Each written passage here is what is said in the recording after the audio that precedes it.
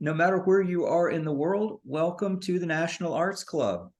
As you may be aware, the club is located in New York City on Gramercy Park and is celebrating its 125th anniversary this year. From its beginning, the club's stated mission has been to stimulate, foster, and promote the arts. And I think we can all agree that fashion in all of its many forms, trends, changes, ups, downs, varieties is definitely an art form. And so with that in mind, it's with great pleasure the Fashion Committee of the National Arts Club presents our guest, fashion researcher and author Kimberly Chrisman-Campbell. I'm Gordon Kendall, and for this program, we will get to know Kimberly and learn about her new book, Red, White, and Blue on the Runway. But first, however, a brief bio about Kimberly. She is the author of Worn This Day, The Clothes That Made History, The Way We Wed, A Global History of Wedding Fashion, and Fashion Victims, Dress at the Court of Louis XVI and Marie Antoinette. And so, without further ado, as they say, here's Kimberly.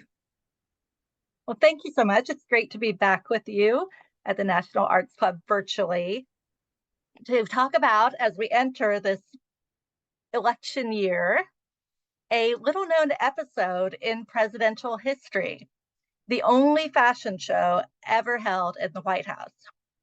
Could I have my first slide, please?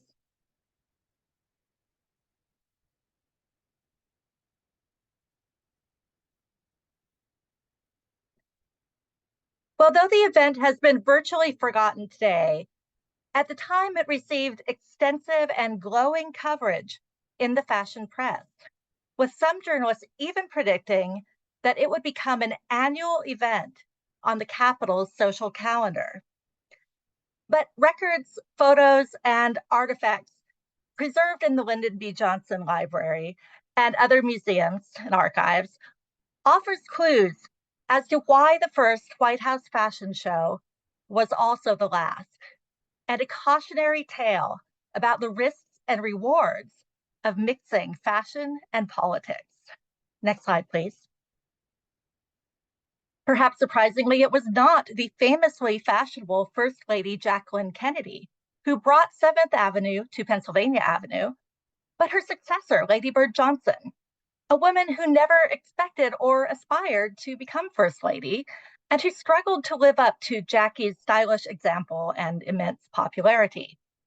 The lunchtime show was conceived as a joint boost to America's garment industry and Mrs. Johnson's pet cause, the Discover America First program to promote domestic tourism and conservation. The show was pointedly titled, How to Discover America in Style. While fashion and the National Park Service may seem like strange bedfellows, both benefited from the post-war impetus to celebrate the United States as not just equal to, but better than Europe, and to keep America's tourist dollars in America, a task given renewed urgency by the country's unpopular involvement in Vietnam. The New York Times somewhat cynically called the event as patriotic as the 4th of July, as wholesome as apple pie, and as promotional as a TV commercial. Let's start by taking a look at the show as most Americans experienced it, through a Navy Films newsreel. Next slide, please.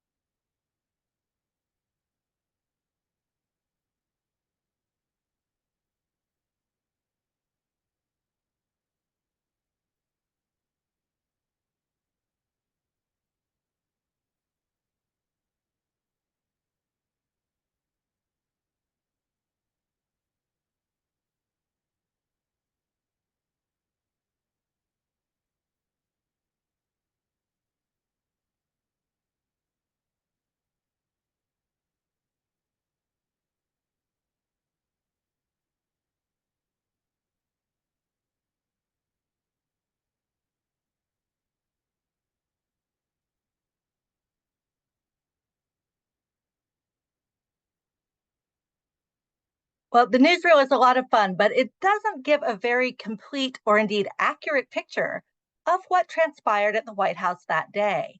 It's carefully edited for maximum glamour and patriotism. The show's most obviously patriotic element was its palette of red, white, and blue. While only the first of the show's 4 sections included red, white, and blue clothes, virtually all of the press images, from the photo call on the White House lawn to the behind-the-scenes snapshot, featured those ensembles, even if they were published in black and white newspapers. Next slide, please. The color scheme was echoed in the table decorations, centerpieces, menus, and programs. Everything was tremendously red, white, and blue, the Los Angeles Times observed. Next slide. Of course, that particular color combination had little to do with what was actually happening in fashion at the time, and the event's organizers clearly struggled to find enough red, white, and blue to fill the runway. This section of the show, more than any other, relied on inexpensive, youth-oriented sportswear labels rather than prestigious 7th Avenue designers. Next slide. While many of the guests wore red, white, and blue, they stuck to 1 or 2 of the colors rather than wearing them all at once. The First Lady wore a knee-length white wool dress whose designer she diplomatically refused to name, with navy patent leather pumps. Next slide. First daughter, Lyndon Johnson Robb, wore a navy blue Geoffrey Beene coat dress. Beene had designed Linda's wedding gown just a few months earlier. But almost all the guests at the luncheon flew the flag, symbolically, if not literally, by wearing American designers. Next slide. But newscaster Nancy Dickerson knew that the way to stand out in a room full of red, white, and blue clothes made in the USA is to wear yellow French couture, an André Courrèges suit. Lady Bird does not look amused. Ironically, it was Dickerson who had first cooked up the idea of showcasing American fashion in the White House with Mrs. Johnson's social secretary, Beth Abel. Next slide. Dickerson, seen here wearing red, white, and blue for an interview with LBJ, was the first female CBS News correspondent, a mainstay of the best dressed list, and a Johnson family friend. On August 16, 1966, she sent Beth Abel a newspaper article about the Council of Fashion Designers of America, founded a few years previously by New York fashion publicist Eleanor Lambert. Next slide. In her accompanying letter, preserved in the LBJ library, Dickerson referred to this group as the one we talked about when we discussed a possible fashion show at the White House. I still think that's a great idea and that you ought to reinstigate it. From her personal and public viewpoint, I think this would be great for Mrs. Johnson. She added, and wouldn't it drive Women's Wear Daily nuts?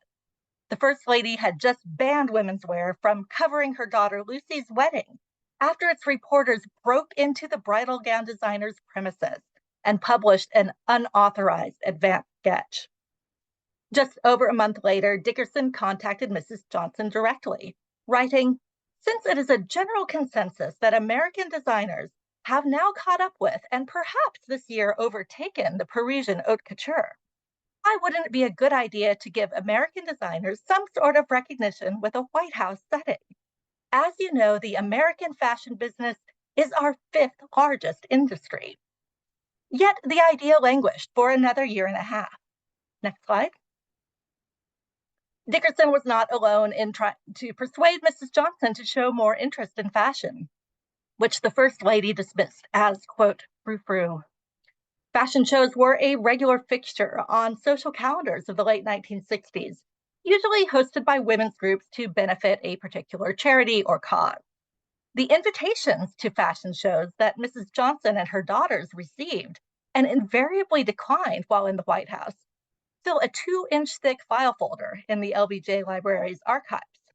They came from a bewildering variety of benevolent organizations, including the Naval Officers' Wives Club, the Potomac chapter of the National Society of Interior Designers, the Texas-Colorado Lake Council of Girl Scouts, the Darlington Parent-Teacher Association of Harford County, the Faculty Wives of Glassboro State University, and the Women's Auxiliary of the American Dental Association, to name just a few.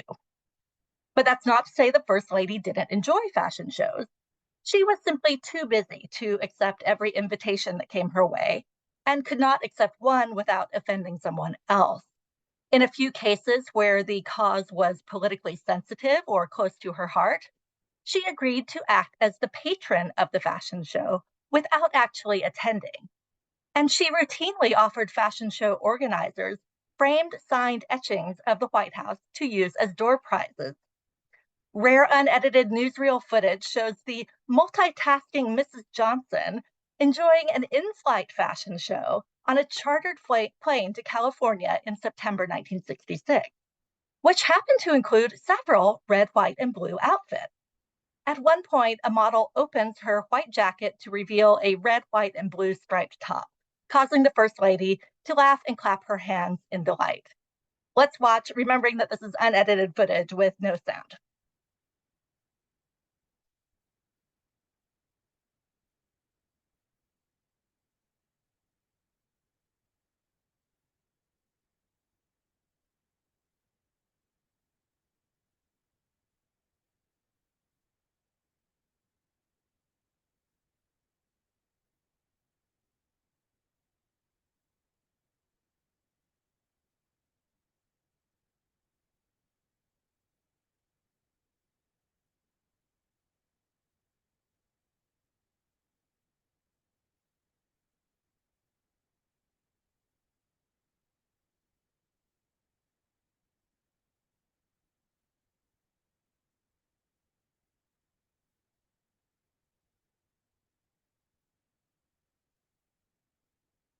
Next slide, please. In February of 1968, Mrs. Johnson finally gave in to fashion. By this time, the garment industry had grown to be the fourth largest in the US, employing 1.4 million Americans, more than 80% of them women. With the midwinter meeting of the National Governors Conference in Washington, D.C. approaching, the First Lady issued invitations and handwritten White House security passes for a leap day luncheon and presentation of spring fashions to entertain the governor's wives. Also on the guest list were Second Lady Muriel Humphrey, the wives of President Johnson's cabinet members, and a who's who of American fashion designers and editors, including Rudy Gernreich, the inventor of the topless bikini or monokini, who preserved these documents in his archive. Next slide. Though the idea of staging a fashion show in the White House had by now been in the air for at least a couple of years, it came together in a mere 2 weeks, a feat only the power of the presidency could have achieved. Sheaves of memos, lists, seating charts preserved in the LBJ library testified to both the complexity of the logistics and the collective anxiety over getting it right. Next slide. The First Lady and her small staff, seen here, handled the logistics, sourcing mirrors, ironing boards, lights, makeup tables, garment racks, and everything else needed to stage a New York-style fashion show in the White House. It was, to quote the Chicago Tribune, an event more complicated than a military maneuver, a fascinating choice of words at the height of the Vietnam War. Next slide. The fashion side of the event fell to a committee chaired by Harper's Bazaar editor Nancy White, a presidential appointee to the National Council on the Arts, consisting of fellow appointee Eleanor Lambert on the left and 3 Washington-based fashion editors, Eleni Epstein of the Washington Post, or Washington Star, and Nina Hyde and Dorothy LeSueur of the Washington Post. Together, they selected 85 outfits by approximately 50 designers, along with hats, shoes, jewelry, and props, and arranged for everything to be delivered from New York to Washington in a White House van. I'm sorry I can't show you a bigger picture of the committee posing with the First Lady on the right. Although many official photos were taken, the negatives have been lost. And several of the images I'm going to show you are thumbnails from black and white contact sheets or screen grabs from unedited film footage. Next slide. A week before the show was to take place, the Post hinted that the White House and the committee had conflicting agendas, with the First Lady pushing for affordable clothes that were, quote, wearable, not weird, unquote, and the committee focused on promoting elite American designers. most of them Lambert's clients and Harper's Bazaar advertisers. As Mrs. Johnson's assistant Sharon Francis remembered, she was thinking of the fashion show as a way to showcase good-looking outdoorsy clothes. That, of course, was not where the fashion industry was investing its creative talent. Props like suitcases, cameras, sunglasses, umbrellas, and binoculars emphasized the travel theme more than the clothes themselves did. On the runway and in the audience, superstars like Bill Blass, Geoffrey Beene, and Donald Brooks, the so-called 3Ds of 7th Avenue, rubbed shoulders with inexpensive sportswear brands like Mr. Mort, Janori, Originella, and Sportworld. Next slide. The First Lady may have also insisted on including the red, white, and blue clothes, perhaps inspired by her in-flight entertainment, as well as inviting some of her own favorite designers. Fellow Texan John Moore had made her 1965 inaugural gown and matching sable-trimmed coat. Next.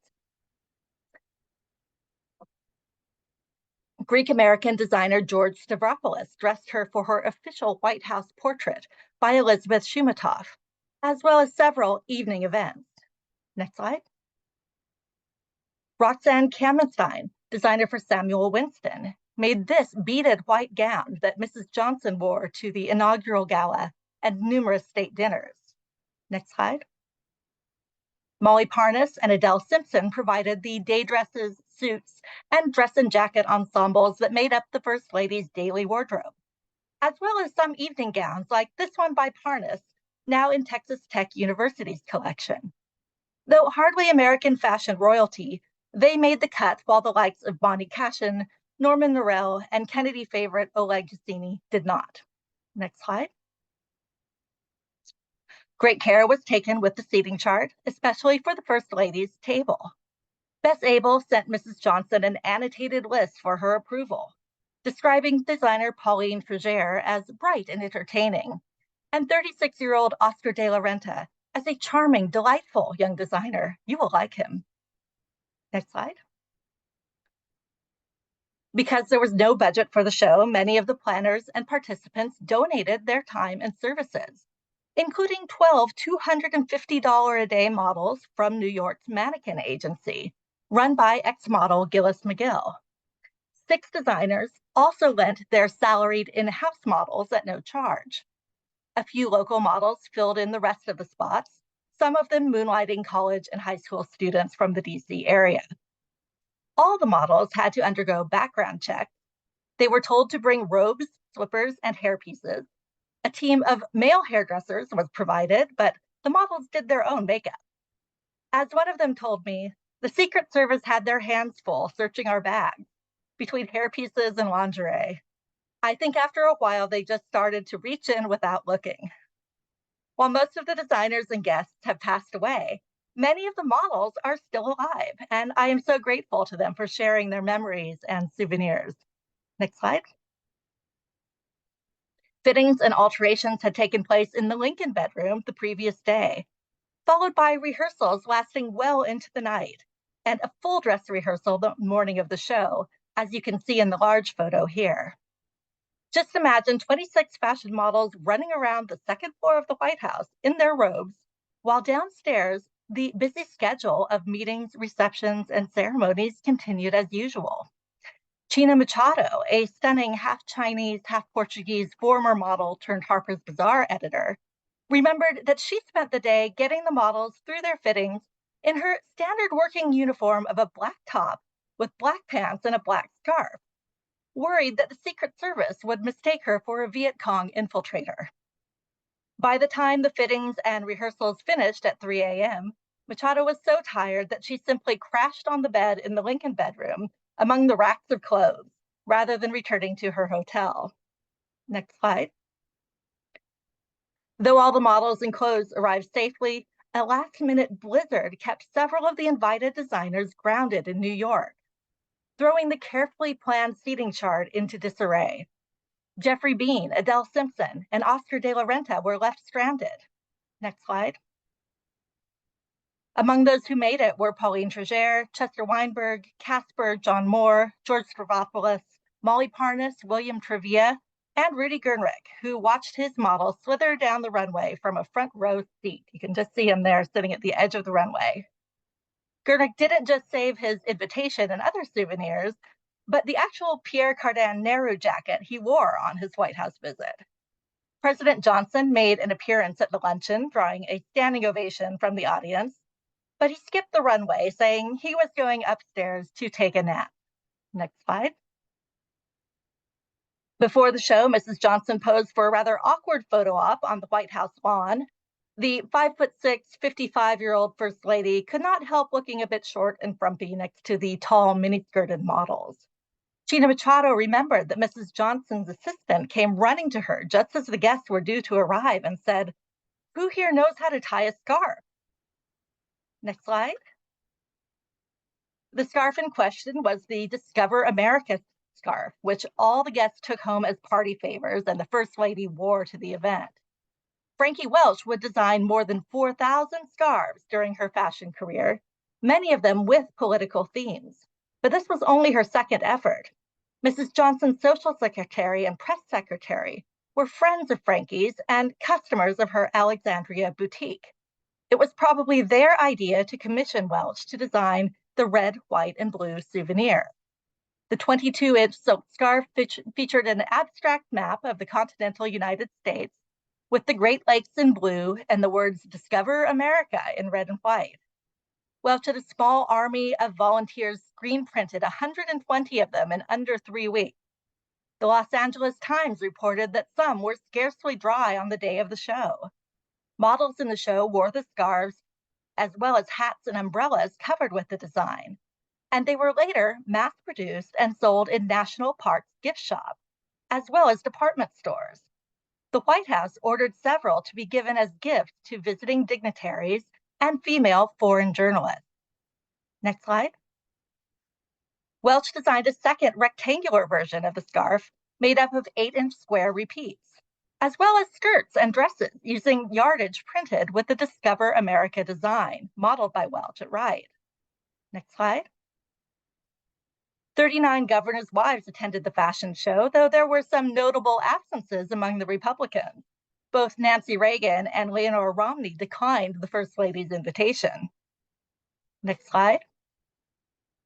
After an all-American luncheon of consomme White House, chicken curry Columbus, green salad, and peppermint ice cream with chocolate sauce, the models walked the white-carpeted 600-foot runway erected for the occasion in the gold and white state dining room, as the U.S. Marine Band played in an adjoining room.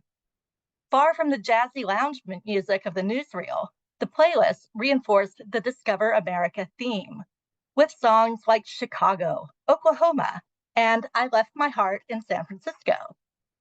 Next slide. The half-hour presentation was narrated by Nancy White, the Harper's Bazaar editor, who wore a blue suit with a white hat and a red carnation in her lapel. That's her in the background. She began by thanking the First Lady, saying, "Everyone involved in American fashion, in the art of it and the economics of it, from designer to manufacturer, from store president to model, feels personal pride and boundless gratitude for the signal honor you have bestowed on us today. Already the impact and the significance of this occasion has become the proud property of the whole world of fashion." Next slide. As the models walked, slides of American tourist destinations flashed behind the runway on a rear projection screen: the Grand Canyon, the Golden Gate Bridge, the Statue of Liberty, and Mount Rushmore.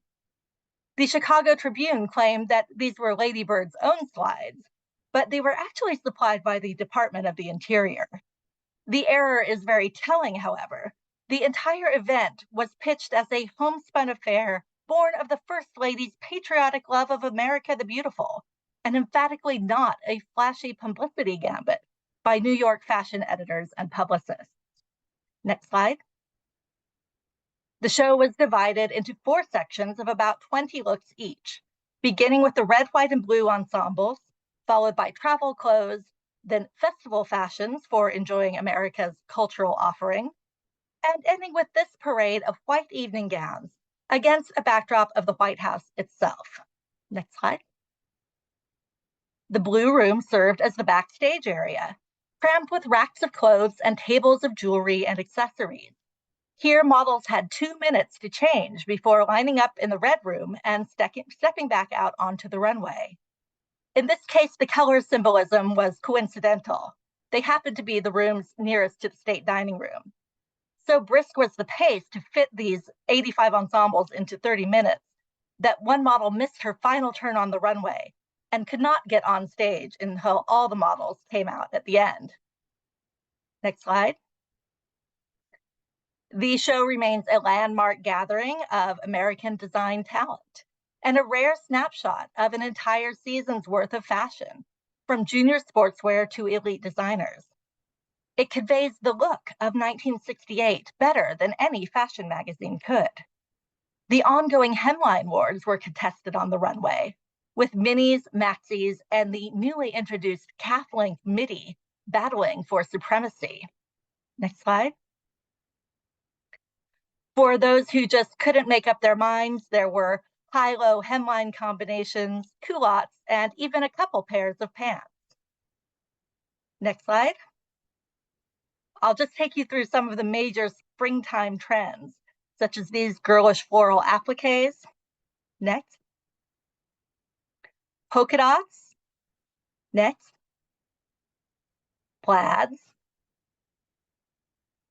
Vests or sleeveless coats, as some of them were described. Black and white stripes. And for evening, floating chiffon. It was an eclectic mix of youth and maturity, high and low end, traditional and avant-garde.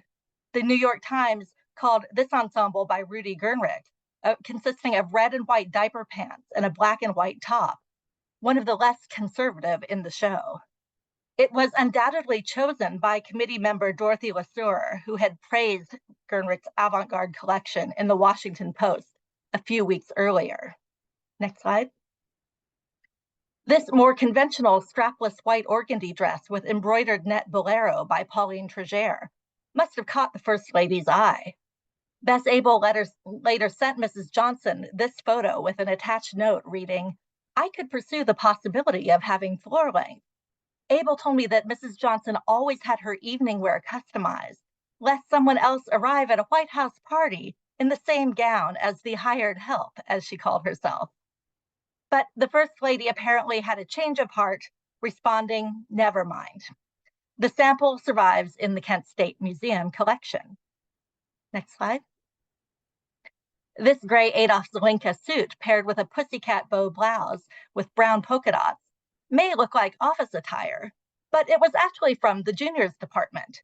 The linen look rayon was a budget alternative to the real thing. In the late 60s, many designers and department stores were beginning to explore so-called boutique lines, trendy and inexpensive clothes aimed at the growing teen market and unlikely to win over the middle-aged women in the White House audience. Today, we would call this fast fashion. Next slide. This silk culotte ensemble by B.H. Ragg really did discover America in style. In May of 1968, it was featured in an 8-page Vogue advertising supplement for Kodak Instamatic cameras, shot aboard the SS United States. Next slide. This Geoffrey Beene piqué midi dress and vest were featured in a Life magazine photo shoot. Several of the gowns featured in the show have survived in museum collections, including this one, which Beene himself donated to the Met's Costume Institute. In her fashion show commentary, Nancy White called it an enchanting example of the new length for an evening occasion. Next slide. White described this violet-strewn confection by Chester Weinberg as a dress that celebrates girlishness, sashed with the biggest green taffeta bow of all time. Weinberg is a designer virtually forgotten today, but he was every bit as famous as Beene in 1968. In fact, his clothes would appear on the cover of Vogue in both March and April of that year. Next slide.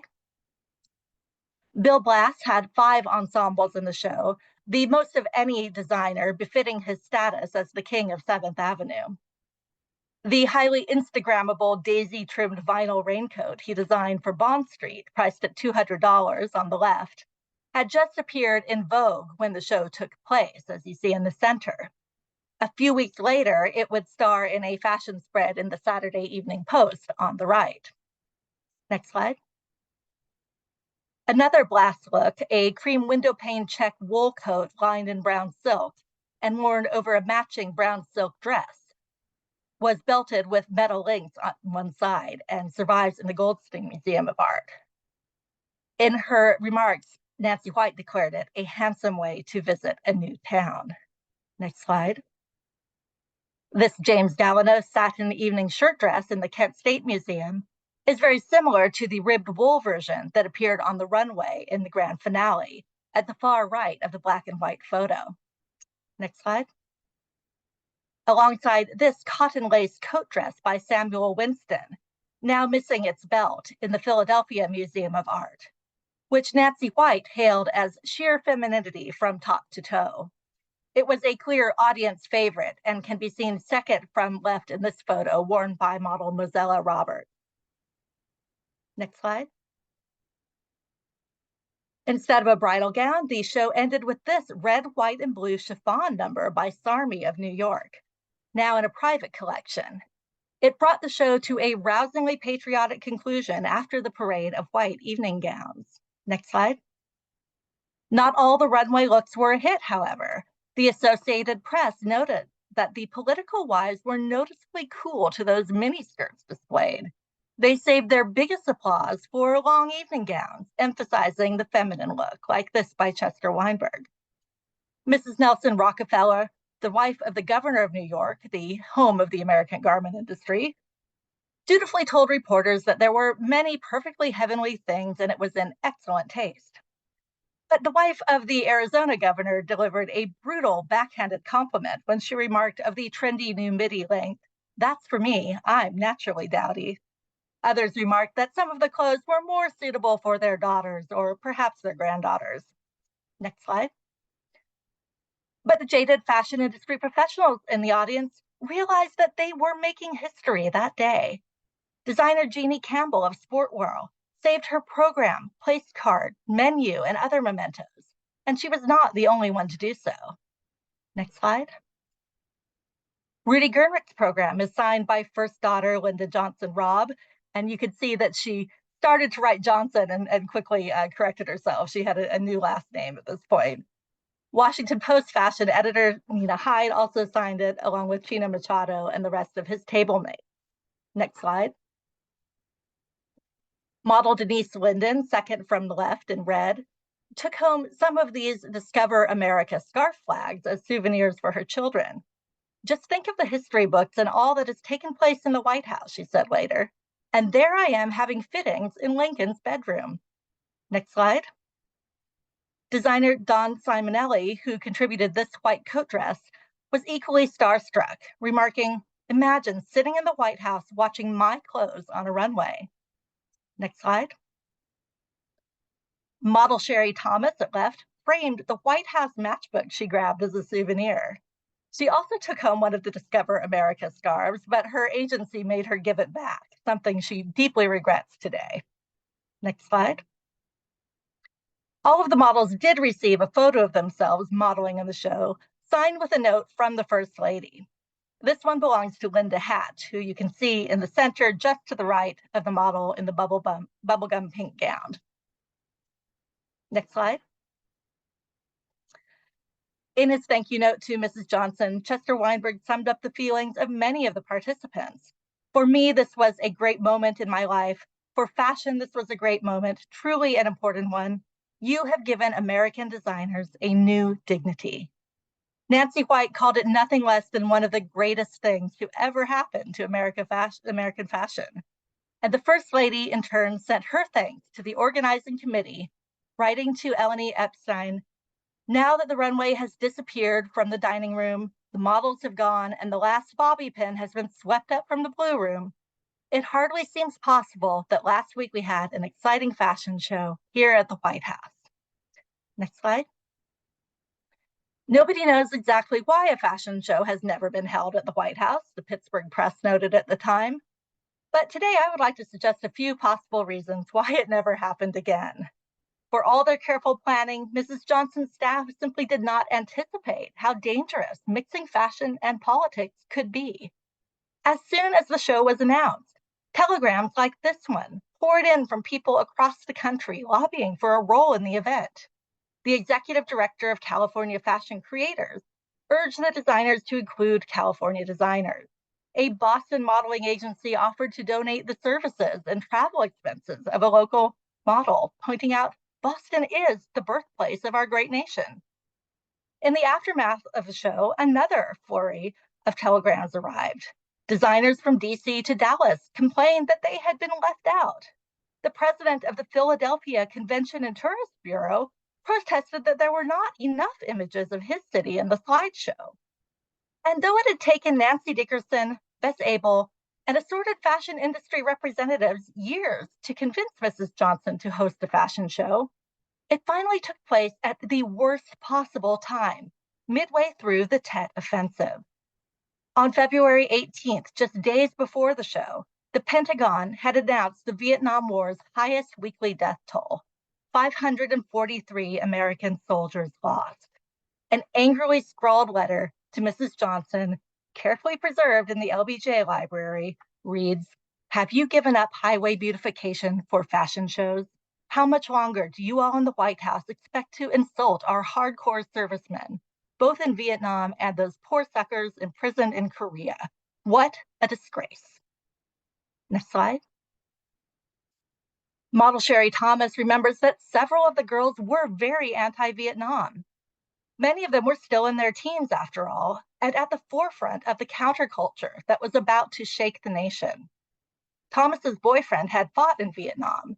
When President Johnson dropped in on the models as they were rehearsing, one of the models went way to the back because she didn't want to shake his hand, Thomas recalls, but she pushed her way to the front. "Even if I had felt strongly against the war," she said, "it was still my president. I put out my hand and he took my hand, and he had these big rancher hands. I'll never forget that. And he said, 'It's so nice to see so many pretty girls in the White House.'"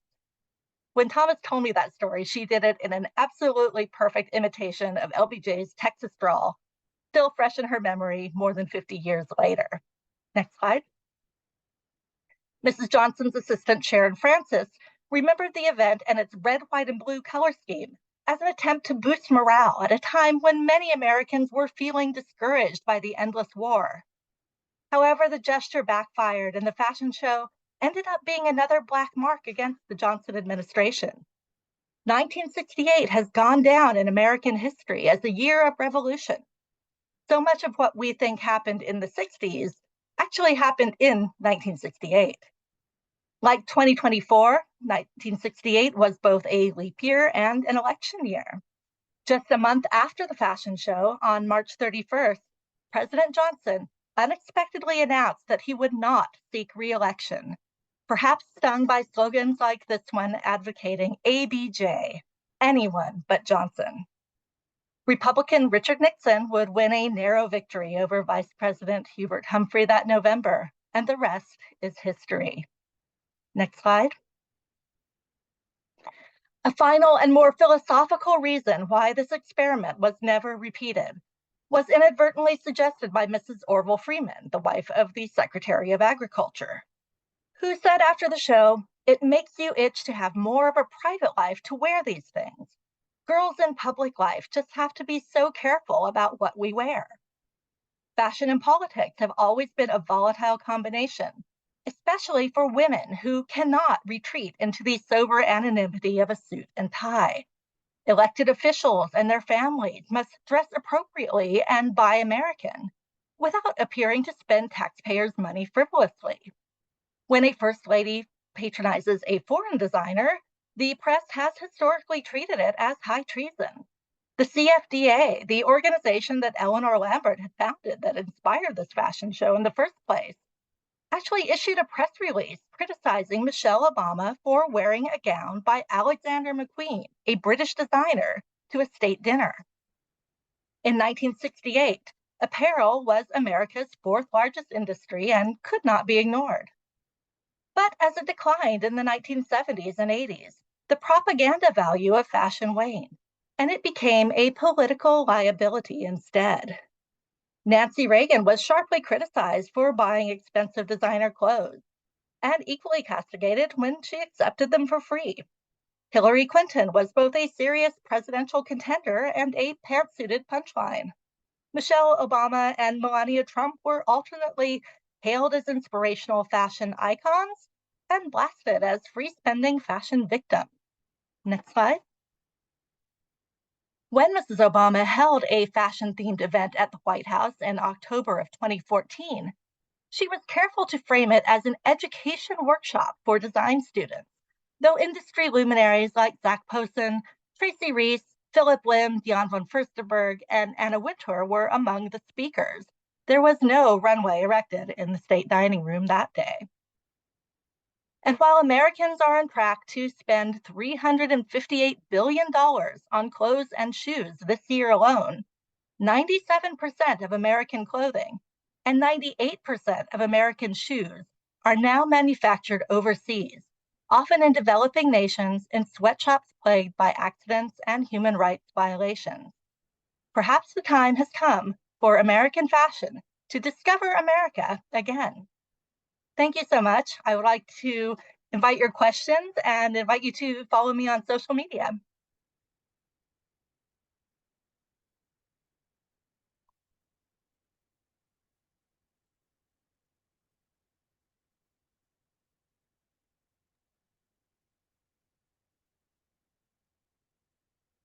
Hello, thank you very much for that. I feel through your expert research and the images, I feel like I was there just without the without the peppermint boutique ice cream. But what an amazing amount of research you've done. While you were talking, I was looking through your bibliography as writers always do. And the amount of research that you've done on this is nothing short of incredible. And I would like to start just with a very basic question.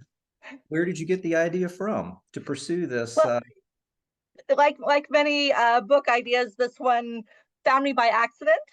I was working on a biography of Chester Weinberg, which I am in fact still working on, and I was reading a newspaper interview with him that just mentioned in passing that he had recently participated in the first White House fashion show.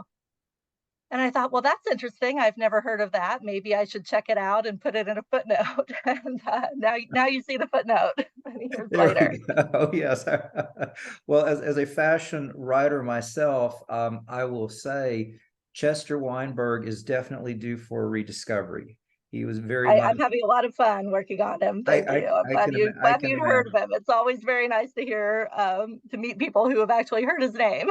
He was extremely important in 1968, and it's completely forgotten, or I should say, erased today. Absolutely. Well, as you can tell by my twang, I am from Texas. In fact, I'm in Dallas now. Oh, But I went to the University of Texas at Austin, where the LBJ Library mhm. is. And when I think of the LBJ Library, I think of a huge white limestone monolithic building with a central atrium full of red bound. What was it like in the fortress of LBJ? Of all of the, how was the research? What was your experience there with that? Well, I have to first of all give credit to the LBJ Foundation, which gave me 2 grants to go to Austin to work on these records, which was absolutely phenomenal and transformational to this research. Now, much of it has been digitized, but when I was doing it, it had not been. Uh, I went in August, and my overwhelming impression of the LBJ library was that it had wonderful air conditioning, as many archives do, which I truly appreciated. Yes. But the day I showed up, the archivist took one look at my purple and brown dress and kind of shook her head and said, "Oh, LBJ would have hated that."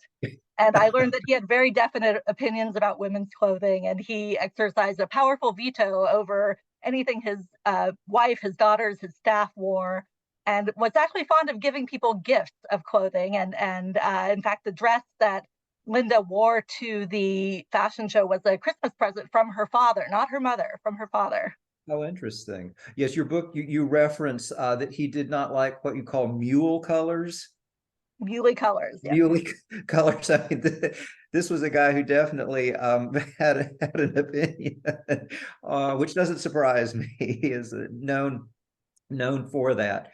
Um, on this, in every research, their project, there's the expected, you figure you're going to be going through the archives, you're going to be, and then there's the unexpected. And what after you've gone through and very methodically done the regular research at that what sprang up that was what was something you didn't expect that happened on this? Well, I knew that most of the people who had attended the fashion show were no longer with us. The governor's wives, the cabinet members. I was able to speak to Bess Abel before she passed away, which was wonderful, and Gina Machado. But I had not expected or hoped to find any of the models. Many of them were teenagers at the time. Many of them went on to get married and change their names. So I really wasn't even going to try to track them down until a curator friend of mine said, "Oh, one of our costume council members was in that show." And I said, "What? Can I talk to her?" She said, "Yes, I'll give you her phone number." I had a wonderful interview with her. And at the end, I asked her, "Do you happen to know if any of the other models are still around? Do you have any idea of how I could contact them?" And she said, "Oh, yes, we all belong to the same agency and we have reunions in New York every year." So that was, again, a transformational moment. I never would have been able to track them down on my own. I was able to add a few more that she didn't know, but their memories and their souvenirs and their humor was just so influential to me into this book. The only problem was I thought when I found them, oh great, I will be able to identify all the models in these pictures because some of them do look alike. They had a very uniform 1968 look. And what was so funny is that between the hair pieces and the false eyelashes, even the models couldn't recognize themselves in some of these pictures. Yes, So there's still a bit of a question mark over a few of them. having seen images of my mother from that same year, I don't think I even recognize her. Well, they were switching hair pieces between looks backstage. So Oh my gosh. even within the show, they looked different. kind of a shell game. Well, I have to ask, because you of all of us have seen every one of these images of every one of the garments so many times now. You've got to have a favorite. Well, of course, I like the Chester Weinberg pieces. He's my guy.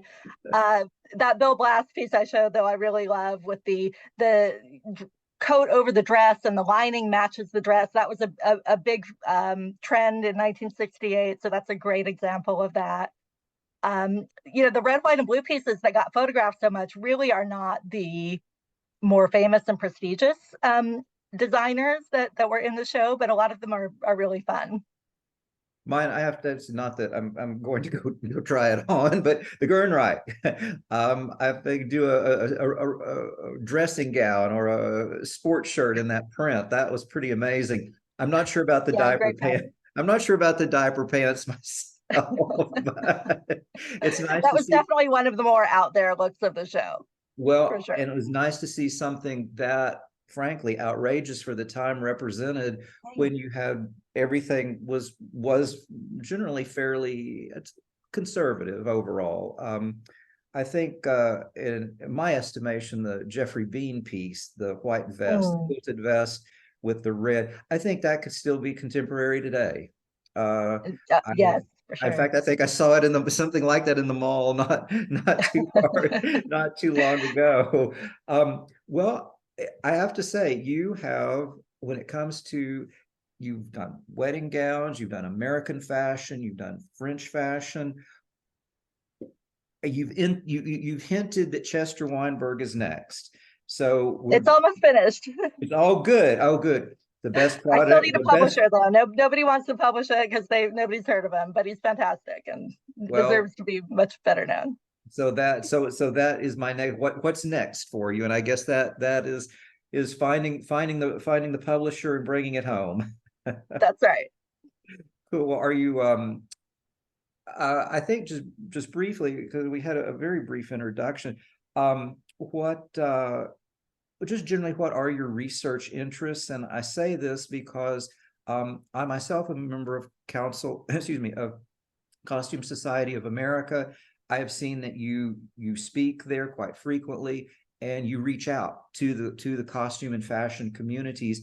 So maybe if you give us an idea of what just your general going forward interest, maybe some of our participants can connect with you, weigh in with ideas, Of course, start a yeah. dialogue. If you let us know what My, you're my looking at. dissertation, which became my first book, was on Marie Antoinette and the French Revolution. So I originally was known for doing European 18th century fashion, and people find it very strange that I'm now writing about the White House in 1968. But the link between those things is fashion and politics.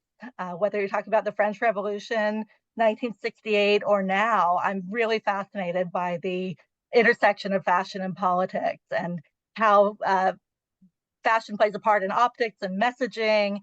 And it's so important, and we kind of neglect it at our peril. Oh, There are many absolutely. historical examples of that. In fact, even just yesterday in the New York Times, there was very much an article about presidential candidates, and particularly female presidential candidates, and what they're wearing and the message they send, and how people respond to that and react. So you definitely have hit the nail on the head on what's being discussed now and what should be discussed now, and the role of the semiotics of dress and what that says. In fact, if I had to say if there were any major trend, it would be there's greater discussion about that now than ever. And thanks to you keep that dialogue going through books like Red, White, and Blue on the Runway. Your last chapter particularly really brought that home. It was very, very exciting to see use Hillary Clinton and Michelle Obama and really bring the 60s forward to us today and how it's still relevant. So thank you very much for that. It was a My delight. pleasure. Absolutely enjoyed Thank you meeting for you. allowing me to I love the talk about book. this wonderful event. I was delighted to I was delighted to they asked to host this, and I went out and devoured the book almost within a few days after. So thank you very much. It's a great read, and very, very good luck on Thank you, Gordon. your new whether you go to 7th Avenue or the Faubourg Saint Honoré. All right, take care. Thank you very much. Bye bye. Thank you so much. Good night.